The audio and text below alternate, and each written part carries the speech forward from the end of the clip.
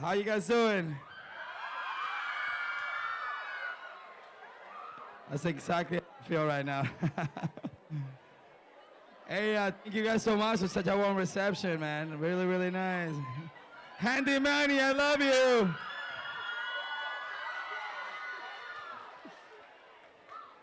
How's your morning so far? You guys had an early morning, right?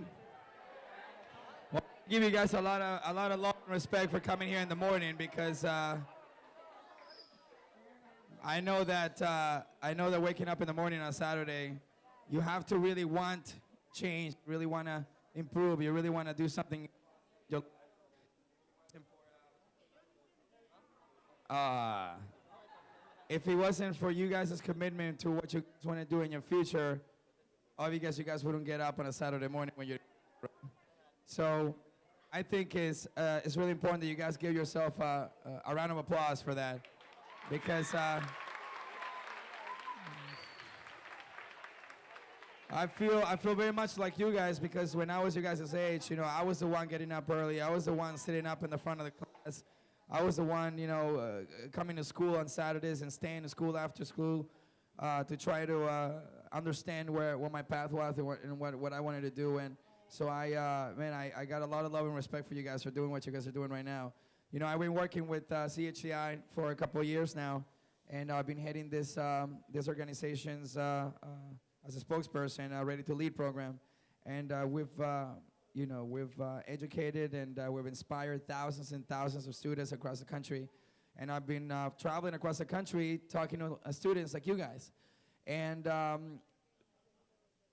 one of the things that makes me really excited about it and keeps me traveling is you guys' thoughts, you guys' commitment to yourselves.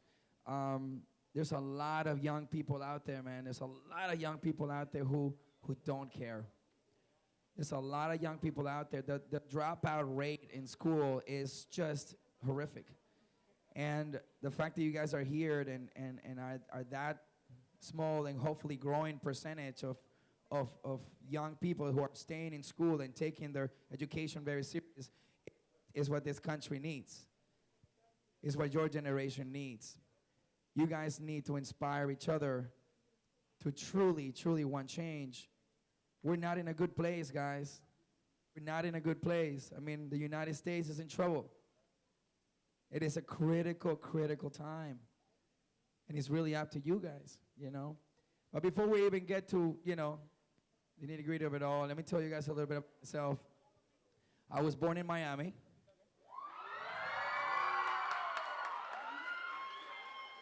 That explains how sexy I am.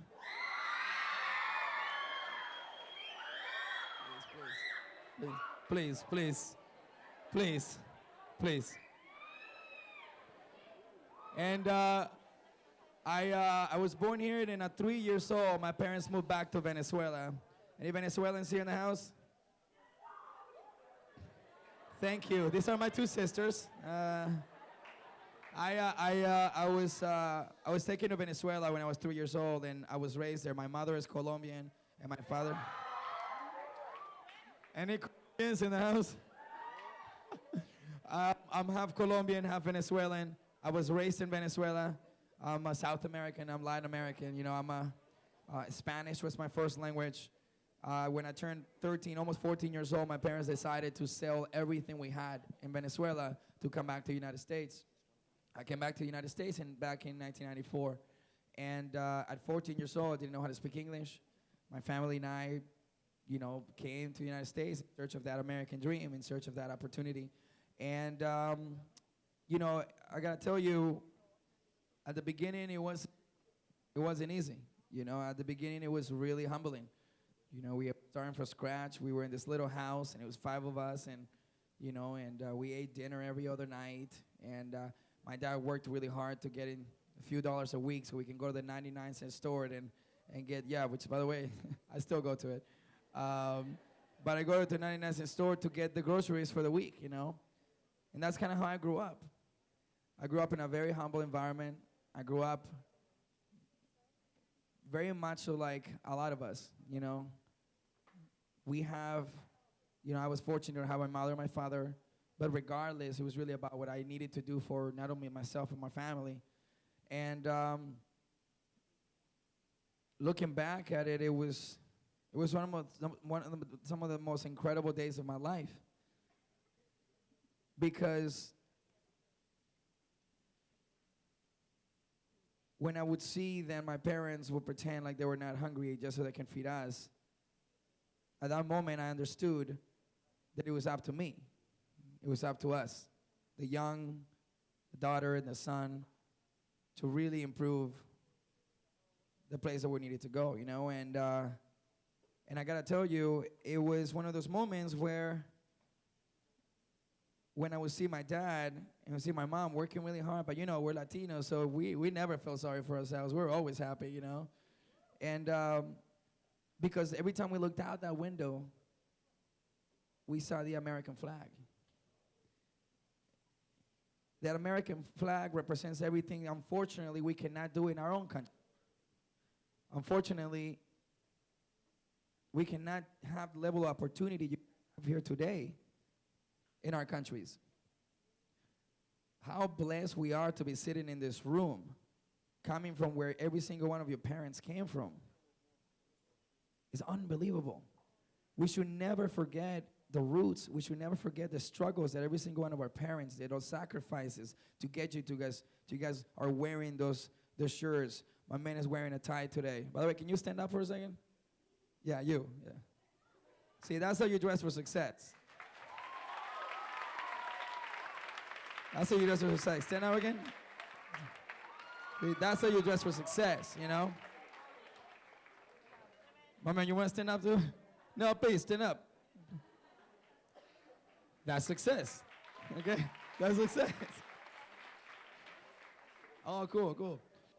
Well, anyhow, but I understood that looking out that window, you know, and seeing that American flag, that we had a chance. It was truly up to us, right? And the first thing I wanted to do was I learned how to speak English. I said I have to learn how to speak English because my mom doesn't. And we all can relate to that because my mom still doesn't speak English. But I knew that the first thing I needed to do was learn how to speak English. And I went to regular school like you guys, and I learned how to speak English the hard way. I didn't even know how to count to 3 at 14 years old. By 15th, I knew to defend myself, and I've been singing and dancing and acting since I was 6 years old. So when I came back to the United States, I figured, let me go back to the school activities. Let me go back to theater. Let me go back to music, because that is what eventually would get me speaking English. It would eventually help me, force me to read, force me to speak out loud, force me to form full sentences. And through theater, I started speaking English really, really, really fast. And the downfall of doing so much theater was that I started to fall in love more and more and more with acting. And this teacher of mine said to me, "Hey, Wilmer, you know, and you're in Los Angeles, California. You live in LA. You should, you're kind of funny. You're pretty good. You should give it a shot." And I said, "Okay. I mean, I don't know. I have nothing to lose. I'm 16 years old at the time. Only been in the country 2 years." And I said, "I'll give it a shot." And I started hustling for auditions and looking at Backstage West and newspapers who they're auditioning for commercials and things like that. I didn't have an agent. So normally how it works is that you send your picture, and if they like your picture, they call you so you can come and audition. Or normally you have an agent, and the agent sends your picture or gets you the appointment. I didn't have either. I didn't have a picture or an agent. So what I did is I find out where the auditions were, and I just show up. And I would just show up, and there would be a room full of people that look kind of like me. They were auditioning for this young teenager, da-da-da-da-da. So what I would do is I would come in, and there was a casting director's assistant putting everybody on tape. So they weren't really necessarily checking who they called in or anything. So I would come in, and I would sign my name in the list just like everybody else would. And when it says agent's contact, I would put my beeper number. Most of you guys probably don't know what a beeper is. But a beeper was a pager back in the day, you know? So I put the pager number there, and then I put like a fake like Smith and Associates was my agency's name.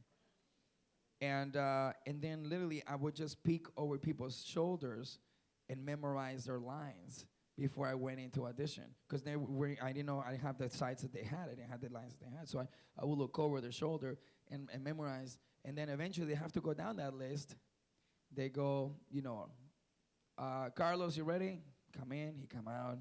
Jennifer, you ready? Come in, come out. Wilmer, you ready? Yep, I'm ready. And I go in and audition, and I started booking jobs. And I started getting jobs like that. I was coming in, people didn't know who I was. At this point, I was booking Doritos commercials, Yellow Pages commercials, we were doing all these different things. And I started making a little money. And then this teacher said, you know what, let me introduce you to my friend who's an agent, da-da-da. And then he started, taking me out in a bunch of auditions. And I went home, and my dad had saved a little money, so he paid for a few headshots for me. We bought, I think it was like 200 pictures. Do like a thing, you pay for this thing, and they take your picture and put it on like a 8x10, black and white, and it's your picture.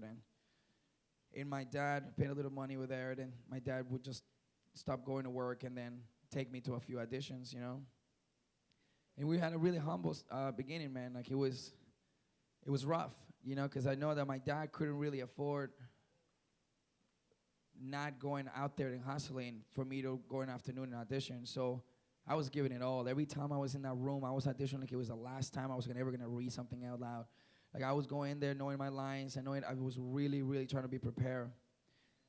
And man, like we were eating dinner every other night, and that was cool, man. But it's not the life we wanted to live, and it's not what we came to America for either.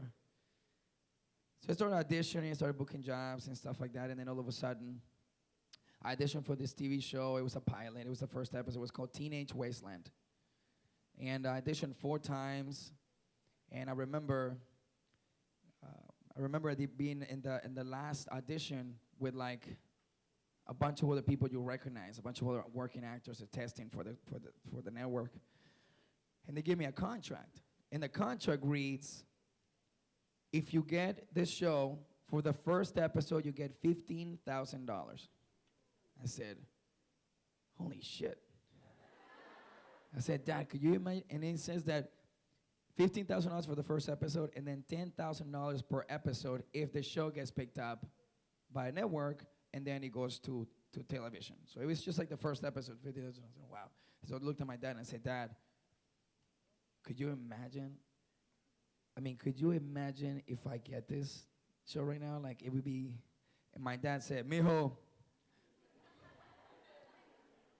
if you get it, very good. If you don't get it, very good. So then I said, very good, okay, good.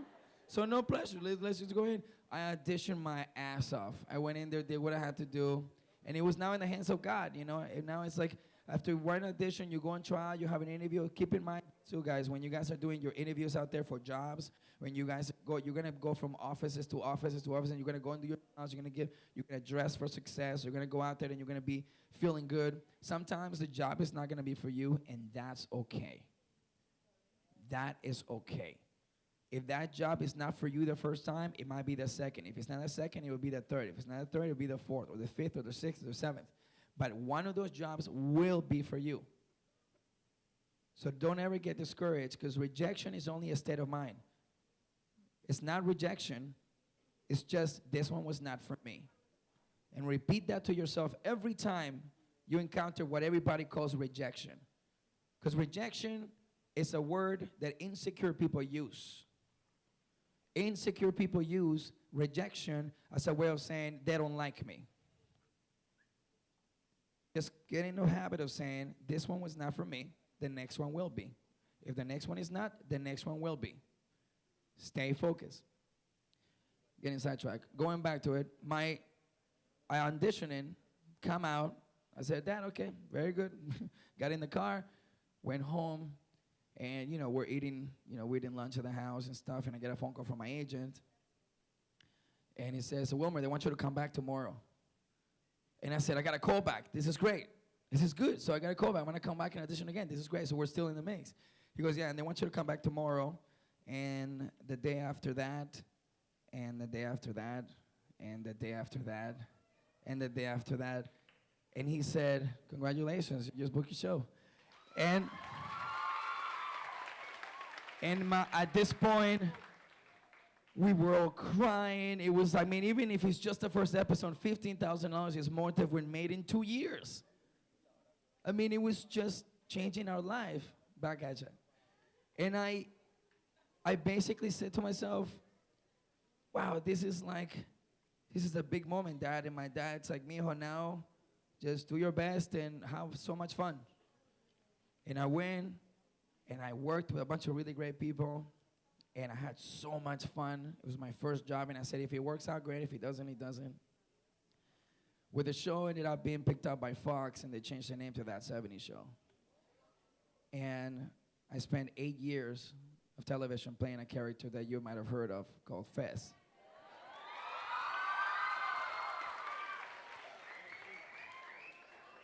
And then our lives changed.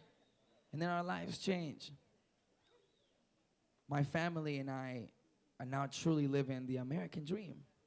Now, we knew that coming to America meant opportunity, but opportunity only to those who seek it, who commit to it. And there's a lot of Americans, man, and a lot of young people like you guys who think they have time, who go to college and blow off their first year and the second year of college because I'm going to figure it out when I get there. What I was blessed with, what my God gave me, what my dad gave me, was understanding that it is critically urgent that you understand your path early. It is very important that you guys understand where you guys want to be now.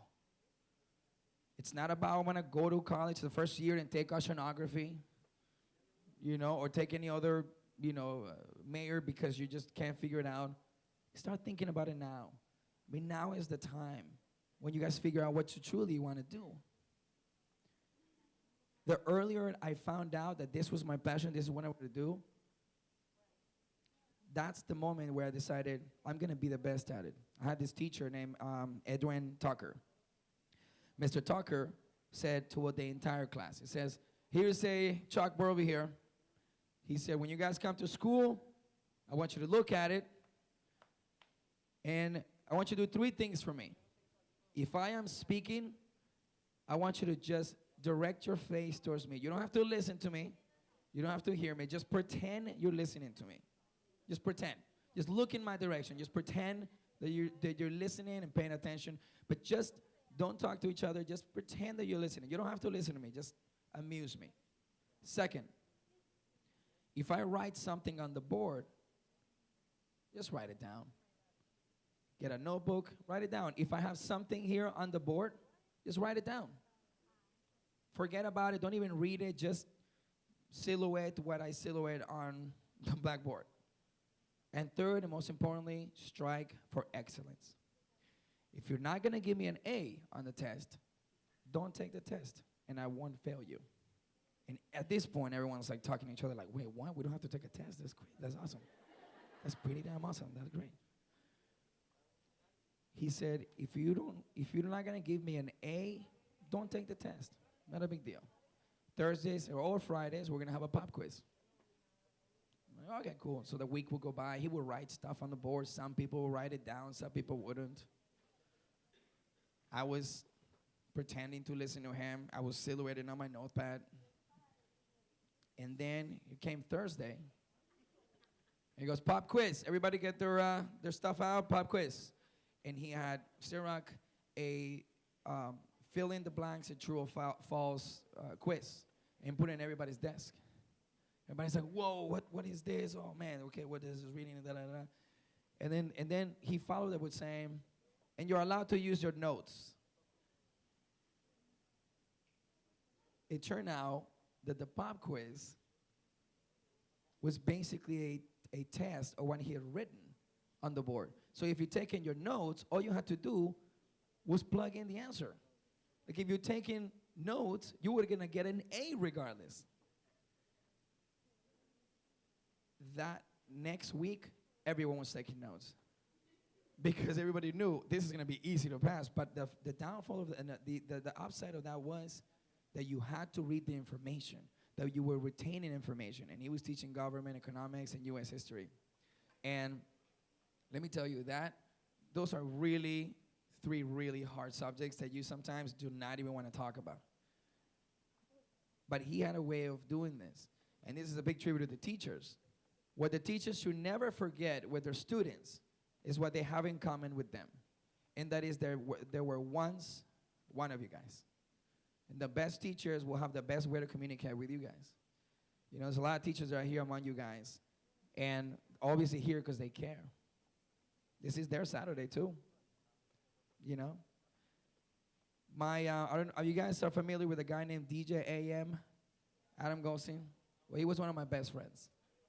He passed away on a, something that he couldn't really control. But you guys remember he got into a plane crash with Travis Barker and all that. And well, he survived that. And he said something that really resonates, and I always said every time I give a keynote. He said to me, he said to everyone, to all of us, he said, find something that you love to do so much. Find something that you love to do so much that you would do it for free. And then find someone else to pay you for it. And I started thinking about this, and it's brilliant. If we can start early enough to find out what we want to do and what we want to be, we are going to perfect that, and we are going to create new careers. We are going to create new positions. This is the moment, guys. This is the moment that you guys are waiting for. You guys wouldn't be here if you guys didn't care about your future. I wouldn't be here if I hadn't understand opportunity, and I wouldn't be here if I didn't care about what you guys were doing. Because honestly, this is not about press. This might be a local newspaper, who knows, this might be the organization. You know, this is not about publicity for me. This is, for me, is paying forward what I was. I was one of you guys, man. I was one of you guys. I was the kid who actually cared. Never forget where you come from. Never forget your culture. Whether you're black, Latino, or white, or Asian, never forget your roots, because they are what separates you from the rest, and they are what remind you the hard work and the pedigree you come from. Your family tree is a hard-working one. You wouldn't be here if you guys weren't hard workers. Now I'm really happy to say that, I have my own production company. I took a break from in front of the camera and launched my production company, and have a TV, scripted and non-scripted, and animation development. I also do Handy Manny through the company. Handy Manny is very sexy, yes. Yes, it's very sexy, yes. I go through my company. I also did the show called Yo Mama. You guys, and I've done a number of other films and other things, but through the company, I have a branding division, I have a music division, and I'm doing a number of different things. And this summer, July 1st, I have a movie with Tom Hanks and Julia Roberts. I don't know if you guys have seen the trailer yet. It's called Larry Crown. Then I have a Spike Lee movie that comes out at the end of the year, too. So basically what I'm saying is that I'm returning in front of the camera again. And I'll give you guys the news that I just found out yesterday.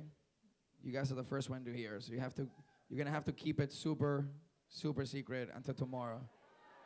Okay? Oh, I can't tell you then if you're about it. Can I trust you guys with a secret? Okay. Guys, I am officially coming back to television this fall.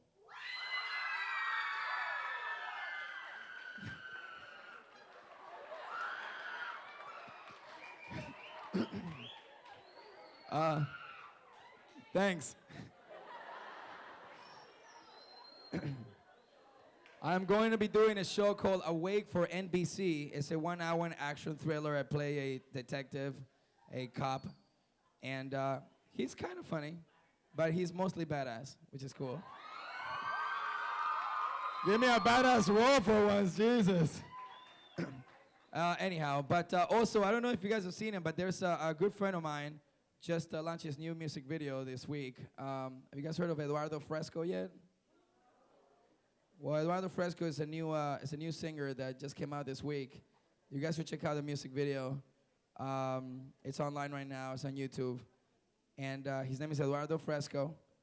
And he's a new Latin pop star that just came into the country. So I want you guys to, check it out and let me know what you guys think of him because he's someone that I really respect and really love. His name is Eduardo Fresco. Write it down. Look at it on YouTube. Make sure you watch the video.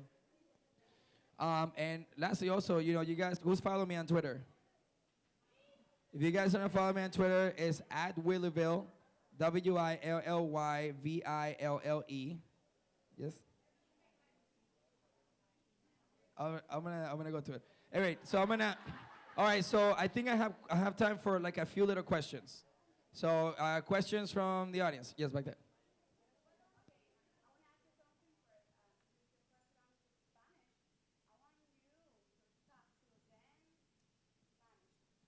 Hablando en español.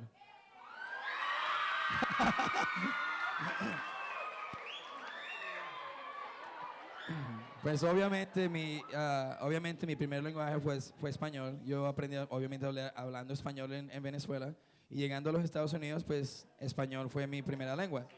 Y después tuve que empezar a hablar. Qué interesante cuando yo hablo en español mi voz cambia un poquito, ¿no? Cuando hablo en español la cambia, o sea, increíble, se me cambia un poquito. De repente como que se me sale el pecho un poquito más grande, quién sabe, ¿no? Es como rarito, ¿no? Pero miren, que no se olviden que yo soy latino, o sea, mitad colombiano, mitad venezolano. Y en Miami soy cubano y puertorriqueño. Y en Los Ángeles soy mexicano. Pero yo soy, gracias a mi Dios, para el mundo. Y es un orgullo muy grande por ser latinoamericano y representándonos todos nosotros en Hollywood para que todo el mundo sepa que hay que cambiar esta vaina, no hay que cambiarlo de la manera que tenemos que cambiar. Pero nunca se les olvide el español porque es muy importante. Tienen que saber que 50,000 jóvenes, 50,000 jóvenes latinoamericanos cumplen 18 años cada mes. 50,000 latinoamericanos, 50,000 Latin American young people turn 18 years old every month. Think about that. It's so important that you start embracing your language because we're about 50 million plus in the United States of Latin Americans. It's very important you understand. You guys have a voice. You guys have a platform. You guys have the same opportunity as anybody else. And don't let anybody else tell you that you're not worth that shot. Whether you're black, Latino, Asian, anybody, understand this is your shot. You guys are equal to anybody else. If they're gonna get it, why not you? If they're gonna win, why not you? And that's really important because we, as Latin Americans, we don't quit. Latinos never quit. And we don't come out here to ask anything for anybody. We don't ask of anything. We didn't come here to the United States to ask for anything. We came here to work. We came here to work. And most importantly, we came here to live the lives that we want. And I don't know how I went into that, but speaking Spanish. But when I start speaking Spanish, I get all like, Okay, other questions. Yes. What advice I have for someone that wants to be in the entertainment industry? How many of you want to be singers? Actors? Writers? Directors? Producers? Dale.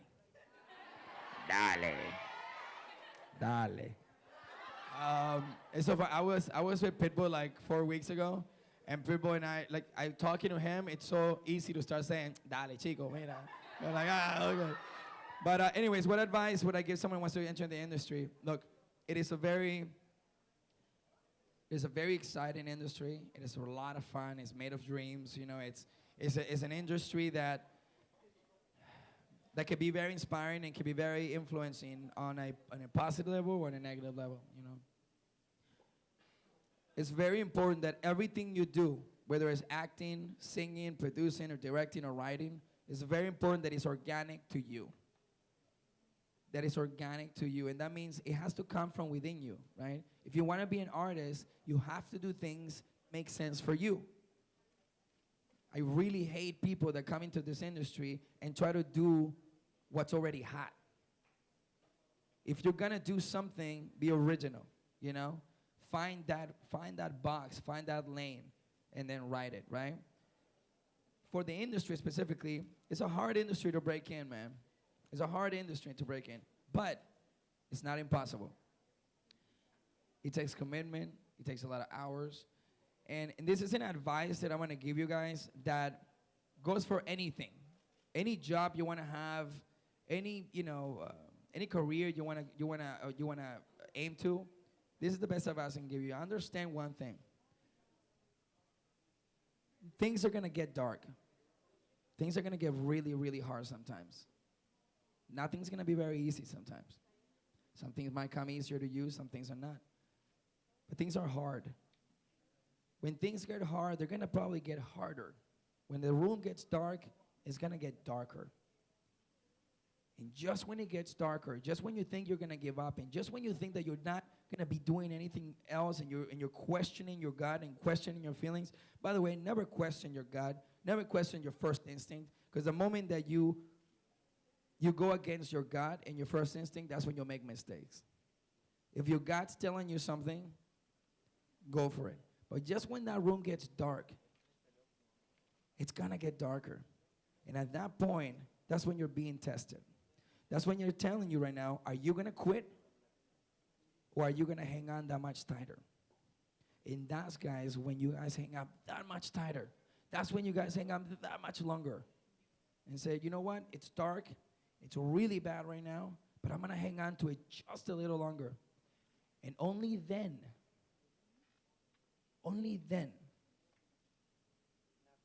is when the light comes. Because you've now proven bulletproof. Now you've proven that you've paid your dues to achieve what you want. So just when it gets darker, hang on to it, guys. Don't quit. Don't quit. Because someone can never deny the drive and the passion for someone, and that's really important. And that goes for any career. This industry is difficult, but associate yourself with people that are doing things you want to do, right? If the entertainment industry or law or anything, associate yourself with the people that are already doing it and learn from them. Pay attention. Don't copy them, but take what you've learned from them and create your own self, create your own opportunity. And therefore, taking their wisdom plus your own vision of where you want to be, that's what you'll be winning. But associate yourself with people that are already doing what you're doing. I think I just ran out of time. So, well, but here's the thing.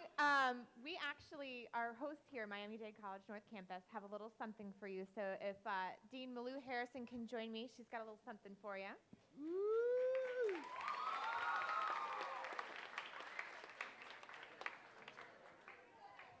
Thank you so much. And you've given us a reality check today.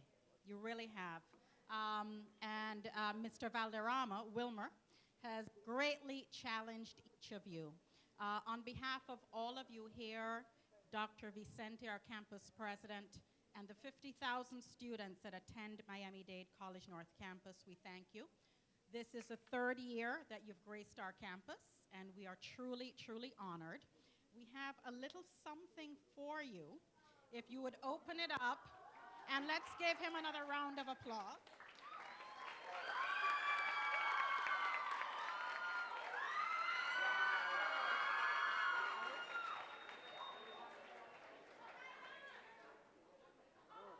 And so he's honoring us by putting it on. Give him another round of applause for that.